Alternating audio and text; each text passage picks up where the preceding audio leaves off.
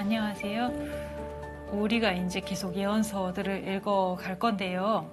근데 성서에는 막상 예언자들이 예언서 이렇게 글을 썼다는 이야기가 별로 나오지 않아서 오늘은 그 중에 하나 짧은 단락을 하나 읽고 시작하겠습니다.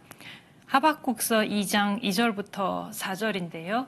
하느님이 예언자에게 그 선포하는 말씀을 기록하라고 하시는 장면 읽고 하겠습니다. 성부와 성자와 성령의 이름으로 아멘. 주님께서 나에게 대답하셨다. 너는 환시를 기록하여라. 누구나 막힘없이 읽어갈 수 있도록 판에다 분명하게 써라. 지금 이 환시는 정해진 때를 기다린다. 끝을 향해 치닫는 이 환시는 거짓말하지 않는다. 늦어지는 듯 하더라도 너는 기다려라. 그것은 오고야 만다.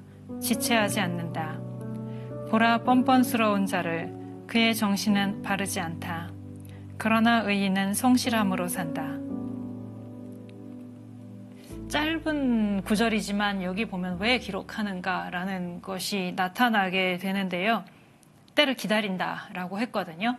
지금 바로 이루어질 일 같으면, 지금 말을 하고 어떤 일이 바로 일어날 것 같으면은 그렇게 써두지 않아도 이 일어났을 때 조금 전에 이야기했지 이렇게 바로 알 수 있을 것인데, 이게 한참 시간이 지나간 다음에 이루어진 일일 때 그때 가서 확인할 수 있도록, 그때 가서 이렇게 말씀을 하셨었구나 라는 것을 볼 수 있도록 그런 의미에서 기록하게 하는 장면입니다. 여기도 의인은 성실함으로 산다. 물론 이 구절은 해석의 문제라기보다는 불확실한 점들이 많아가지고 여기서 말하는 성실함이 인간의 성실함인가 하느님의 성실하심인가 여기서도 의견이 갈라지지만, 하여튼 그 충실함, 그 말씀이 이루어지게 하는 하느님의 충실함과 그 말씀을 믿고 기다리는 인간의 충실함, 이것을 이야기하는, 그러니까 금방 이루어질 것이 아닌 말씀을 기록하게 하는 그런 장면입니다. 그러니까 사실 예언자들은 자기가 직접 책을 쓰거나 글을 쓰거나 별로 그러지 않았어요. 이렇게 기록하라고 하시는 말씀이 성서에 몇 번 안 나옵니다. 이따가 나중에 어떤 예언서들이 나온다는 거를 말씀을 드릴 건데요.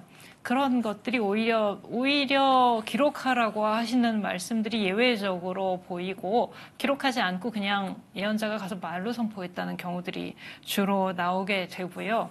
그래서 그 사람들은 직접 자기가 글을 쓰지 않았는데 지금 우리는 완성되어 있는 예언서들을 가지고 있잖아요. 어떤 책들은 길이도 상당히 길고, 말을 하자면 그 예언자들이 활동을 했었던 것부터 지금 우리가 가지고 있는 것과 같은 형태의 예언서가 형성이 되고 과정 거쳐서 완성이 되기까지는 상당히 여러 가지의 단계들이 있었고 많은 사람들의 손길이 들어갔었던 것이고요.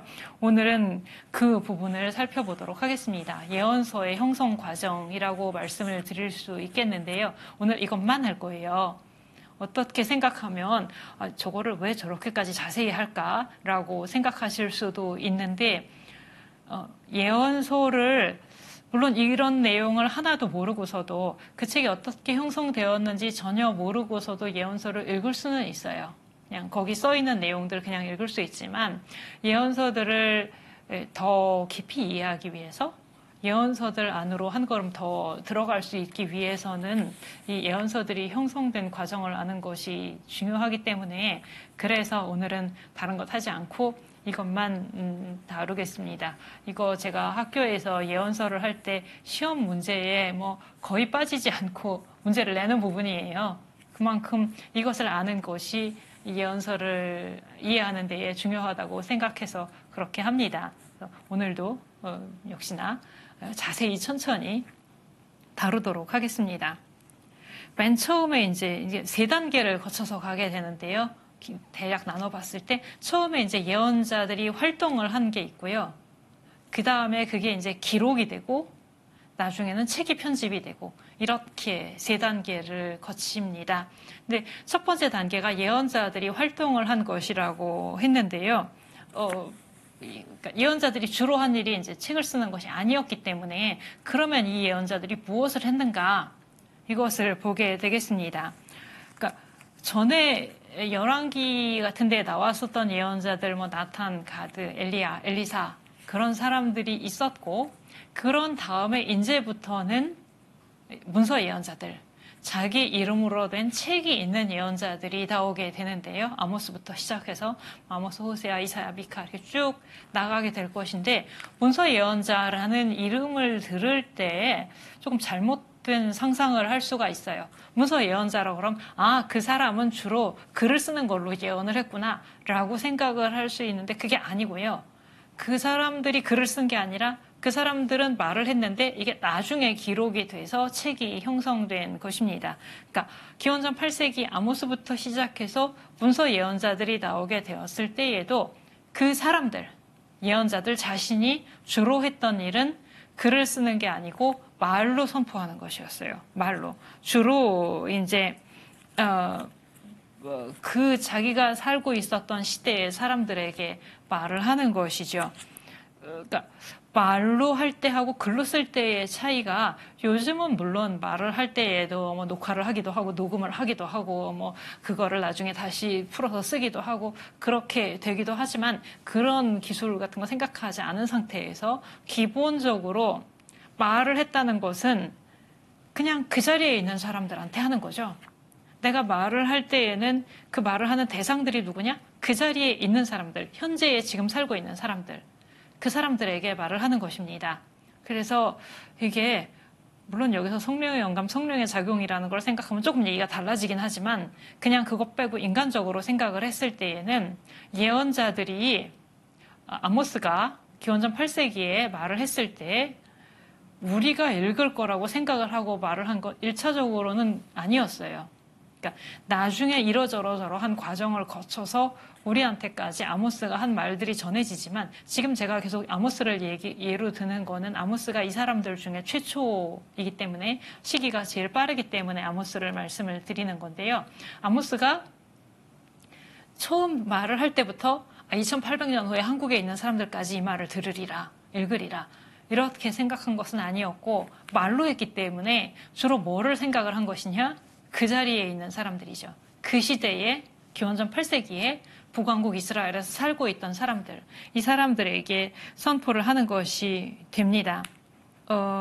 그래서 보면은 나중에 가서 그 말이 기록이 되고 다시 책이 되고, 또 시간이 더 흐른 다음에 번역되고 뭐 이런저런 해가지고 기원전 8세기에 했는데 2800년이 지나서 우리한테까지 와서 우리가 그걸 읽고 있잖아요. 그렇게 됐을 때는 처음에 말을 했던 그 상황을 좀 벗어나서 다른 데에서도 그 말들이 의미를 가지게 되는 것이지만, 예를 들어서 아모스가 했던 말들 중에서 유명한 말이 이제 정의를 강물처럼 흐르게 하여라, 이런 말이 있는데, 지금도 우리는 정의를 강물처럼 흐르게 하여라라는 아모스의 말을 인용을 해요. 그리고 그것을 다른 상황에 적용시키기도 합니다. 막 세상에 불의가 있고 막 이런저런 상황들에서 정의가 강물처럼 흐르게 하여라라는 말을 뭐 써붙이기도 하고 그걸 인용하기도 하고 그렇게 되는데요. 근데 그거는 나중 단계의 일이고, 지금 생각하실 건 뭐냐면, 아모스가 정의를 강물처럼 흐르게 하여라라고 했을 때에는 그 말을 딱 어떤 대상에게 한 거죠. 그러니까 구체적으로 어떤 사람이 있었고 어떤 불의가 있었다는 거예요. 그랬을 때 그 사람에게 그 불의를 보면서 정의를 강물처럼 흐르게 하여라 라고 말을 했다는 거예요. 그냥 추상적으로, 일반적으로 내지는 그냥 종이를 펴놓고 책상에 앉아서 정의를 강물처럼 흐르게 하여라 이렇게 쓰거나 말을 한 게 아니었고, 구체적인 상황 안에서, 맥락 안에서 그 말을 했었다는 것입니다. 그리고 또 다른 예를 들면 이사야서에서 40장에서 위로하여라 나의 백성을, 이 구절도 아마 많이 들어보셨을 것인데, 정말 역사적 배경, 예언서 형성 과정 이런 거 하나도 모르고서도 읽을 수는 있어요. 읽으면 위로하여라 나의 백성을 읽을 수 있는데, 그런데 이사야서 40장에 나온 그 말, 그때의 그 말을 했을 때에는, 위로하여라 나의 백성을 이라고 말을 했을 때에는 거기서 말하는 위로는 어떤 특정한 의미를 가지고 있었다는 거예요. 그 말을 했을 때의 상황이 있고, 위로를 필요로 하는 어떤 상황이, 구체적인 상황이 있고, 거기에 선포된 위로라는 것도 이렇게 추상적인 위로가 아니라 어떤 내용을 담고 있었던 것이죠. 뭐였냐면 유배 중이었고 유배가 끝난다는 것을 알리는 것이었죠. 이거를 지금 제가 마지막에 말씀드린 거를 듣기 전과 후를 생각해 보시면 알 텐데 모르고서도 읽을 수 있어요. 모르고서도 읽을 수 있어요. 아모스가 이야기했던 불의가 뭔지 모르고서도 읽을 수 있어요. 인용도 할 수 있어요. 근데 이것을 알 때에 조금 더 구체적으로 더 깊이 있게 그 예언서 본문들을 이해할 수 있다라는 거를 말씀드리고 싶은 거예요. 그래서 하다 보면은 성서의 다른 책들을 읽을 때보다 예언서들을 할 때 시대적 배경이 많이 나옵니다. 이제 그거를 괴롭게 생각하실 수도 있고 실제로 어떤 예언자들 같은 경우에는 그 배경이 매우 복잡하기도 해요. 예레미야가 아마 가장 복잡한 경우인 것 같은데 이스라엘 역사 자체가 외세의 영향을 많이 받았기 때문에 예언서를 읽으려면은 그냥 국내 상황뿐만 아니라 국제 관계 이런 것까지 많이 보아야 돼서 그래서 좀 복잡하게 가기도 하지만 그게 뭐라 그럴까요? 예언자들을 읽을 때 어떤 경우에는 복잡한 시대적 상황을 알고 그거를 공부하는 게 사실 그거 자체를 알기 위해서가 목적은 그런 목적으로 연구를 하는 사람들도 있겠지만 우리가 예를 들면 이사야서를 읽을 때 이사야의 배경을 공부를 하고 예레미야를 읽을 때 예레미야의 배경을 공부하는 거는 기원전 6세기 때 이때 임금이 누구였냐 뭐 이때 연도가 정확히 몇 년이었냐 그거를 알기 위한 그런 역사학적인 관심에서 하는 것은 아니고요. 오히려 이게 어떤 상황에서 선포된 말씀인지를 정확하게 알므로써 그것이 지금의 우리가 살고 있는 이 세상과 지금의 상황과 어떤 공통점이 있고 어떤 서로 통하는 점이 있는가 그거를 보기 위해서라고 생각을 하면 더 좋겠습니다. 그러니까 그 말씀을 과거의 그 시점 안에서 정확하게 이해하기 위해서라는 것도 물론 있지만 그게 끝은 아니고요. 저 말씀이 지닌 의미를 더 정확히 파악함으로써 우리 시대 안에서 더 정확하게 알아듣기 위해서라고 그것을 좀 생각을 하시면 좋겠습니다. 앞으로 예언서들에서 특히 시대적 배경들을 볼 때요. 그리고 이게 지금 첫 번째 단계인데요. 그러니까 예언자들의 활동, 그것은 주로 자기 말을 듣고 있는 그 시대 사람들을 위해서 말로 선포했다라는 건데 여기도 물론 예외는 있습니다. 어떤 본문들은 처음부터 이렇게 글로 써진 본문들도 있다는 거. 언제나 그런 부분도 있다라는 거는 이제 좀 빼놓고 생각을 하셔야 되겠고요. 그 다음에 두 번째 단계가 문서화, 예언의 문서화입니다. 근데 문서화라는 것이 하루아침에 예를 들면 어떤 예언자가 막 이렇게 말을 했는데 몇 년 동안 말을 했는데 어느 날 하루에 이제 날 잡아가지고 누구누구 예언자가 했던 말들 모음집 이렇게 하루에 딱 책을 쓴 건 아니에요. 그러니까 책으로 완성이 되는 건 잠시 후에 이제 세 번째 단계에 가서 예언서의 편집에서 이루어질 것이고 지금 이야기하는 두 번째 단계의 문서화라는 것은 단편적인 기록들이라고 생각하시면 되겠습니다. 어떤 예언자가 이런저런 말들을 했는데 그것들이 이제 기록되기 시작하는 것이죠. 어느 날 했었던 이야기, 뭐 어떤 주제에 대해서 했었던 이야기, 이런 것들이 이제 글로 기록되기 시작합니다. 아까 제가 성서에 이런 예언자가 말을 기록했다는 이야기가 많이 나오지는 않는다라고 했는데 가장 길게 나오는 장면은 예레미야서 36장이에요. 예레미야서 36장에 예레미야가 어느 시점에서 처음부터 그때까지 했었던 말들을 다 기록하는 그러고 두루마리를 만드는데 임금이 두루마리를 태워버려서 다시 기록하고 이런 이야기가 나옵니다. 예레미야 36장. 이것은 우리가 나중에 예레미야 할 때 잠깐 언급을 할 부분이에요. 예레미야서 36장은. 그게 있고 이사야서 같은 경우에 이사야서 8장에 증언을 기록한다는 이야기가 거기는 짧게 나오고요. 또 이제 그 다음에 하나 있었던 게 우리가 시작할 때 읽었던 하박국서 2장. 하박국서 2장에서 환시를 기록하여라 라고 나오는 장면. 그런 정도? 뭐 조금 더 있을까? 그렇게 많지는 않습니다. 이런 부분들을 보면서 기록이 저렇게 시작되었구나라는 것을 조금씩 알아볼 수 있는 정도 이렇게 되겠습니다. 근데 왜 기록하는가? 보존하기 위해서죠.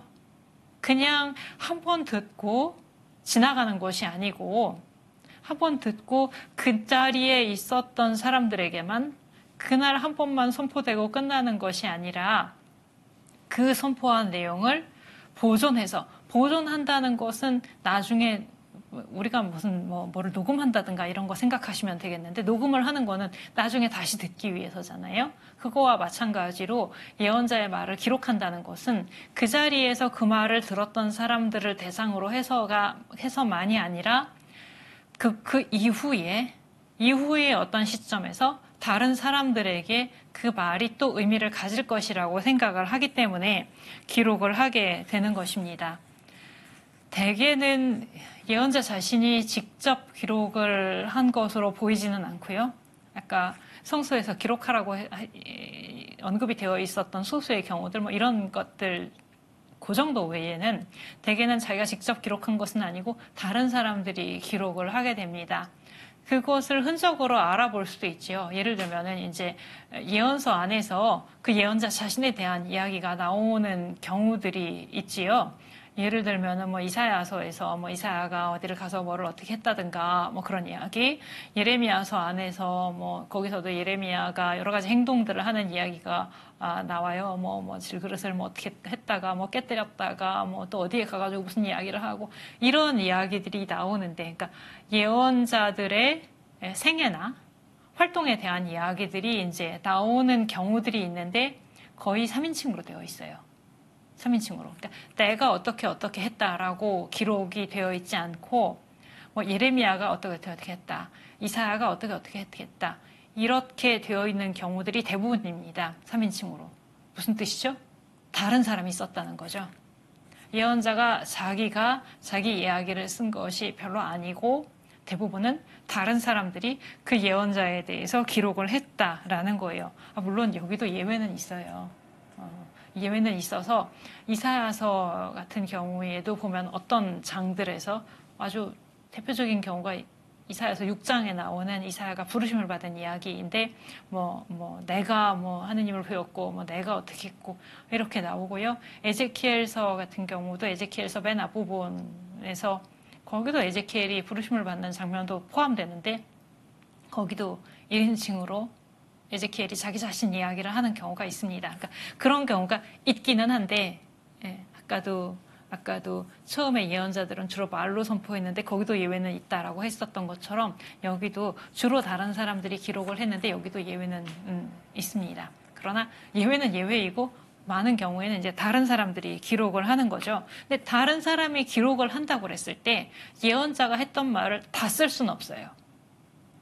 요한복음서 마지막에 보면 예수님에 대해서도 예수님은 여기 기록되어 있지 않은 것도 많은 말씀을 하셨다고. 근데 그걸 다 쓸 수는 없다고. 세상에 종이 다 안 된다고.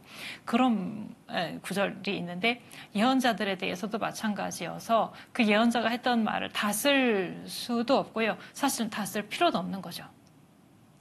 예언자가 했던 모든 말이 다 후대에 의미가 있는 것이 아니고 그중에서 이것은 지금 이 말을 듣는 이 자리에 있는 이 사람들만을 위해서가 아니라 나중에 다른 사람들에게도 의미가 있을 것이다. 그런 말씀들을 이제 기록을 하게 되는 것이죠. 그래서 이제 기록이 시작이 됩니다. 시작이 되면서 그 구절들은 그 구체적인 상황에서 말을 하자면 풀려나게 되는 거죠. 아까 예를 들었던 정의를 강물처럼 흐르게 하여라 라든가 위로하여라 나의 백성을 이라는 구절이 이제 다른 상황에서도 선포될 수 있게 되는 거죠. 예를 들면 정의를 강물처럼 흐르게 하여라. 아모스가 아까 어떤 사람의 어떤 불의를 보고 말을 했어요. 근데 그게 이제 다른 상황에 가서도 적용될 수 있는 것이 됩니다. 이게 말로 할 때하고 글로 할 때하고 차이가 나오게 되는 것이에요.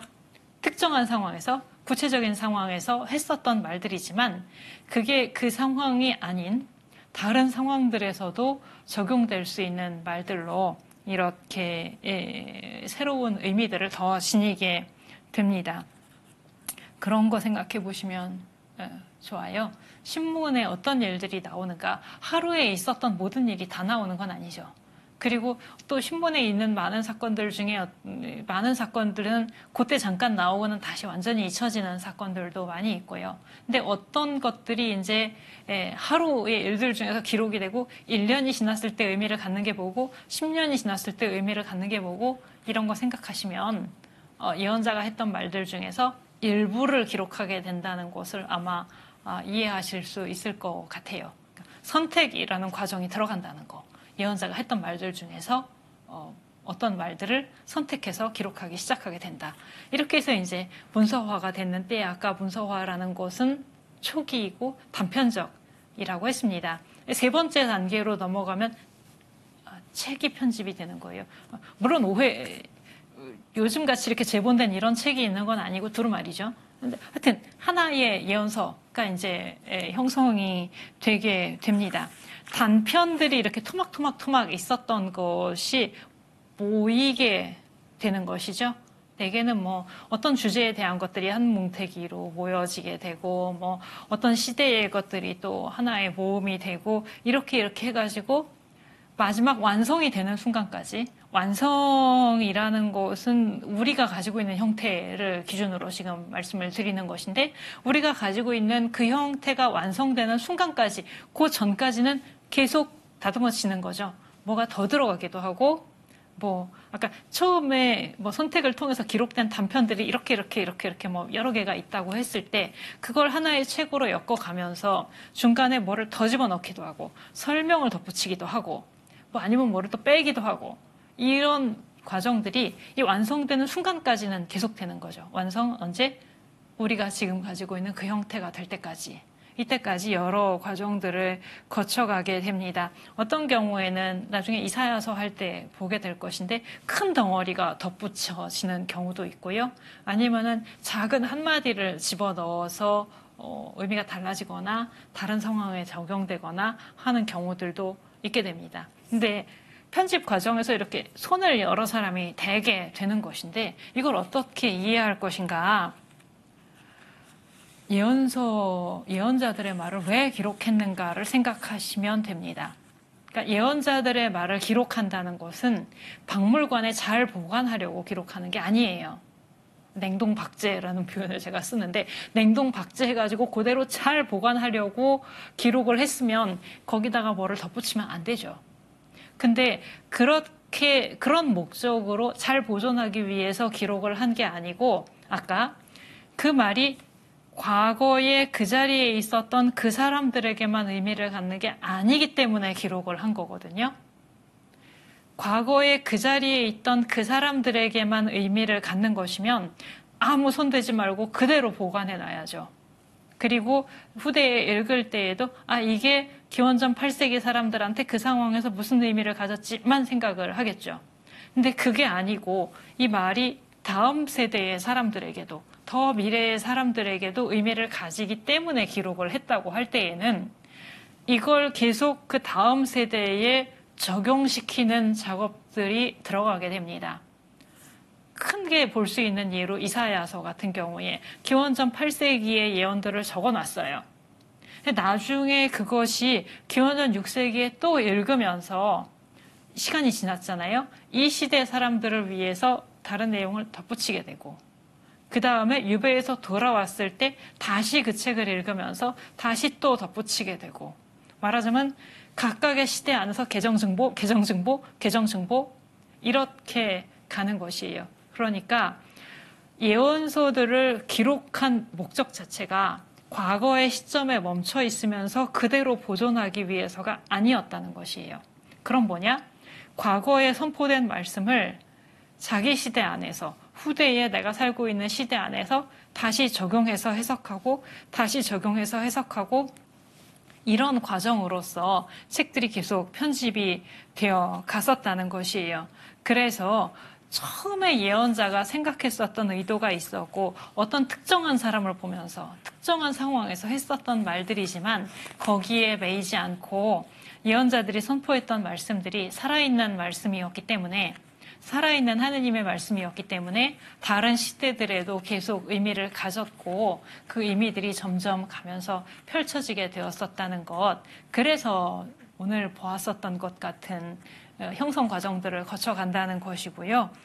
다음 주부터 이제 예언서들을 읽게 될 것인데 가다가 보면 후대에 덧붙여진 거, 다른 의미를 더 지니게 된 거, 이런 이야기들이 자주 나오게 될 것이에요. 그럴 때에 그 예언자의 말씀은 처음 선포된 그 순간만을 위한 것이 아니라는 것을 기억하시면 좋겠습니다. 마치겠습니다.